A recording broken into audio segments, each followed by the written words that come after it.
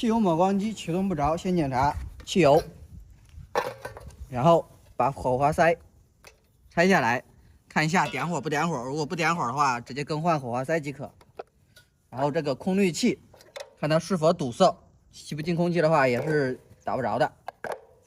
然后，如果是油路这边把这个化油器堵了，咱们把这个化油器下边的螺丝先把油路关一下，然后把螺丝拧开，把里边的油放一下，然后多拉几下，里边的油这个清一下就能打着了。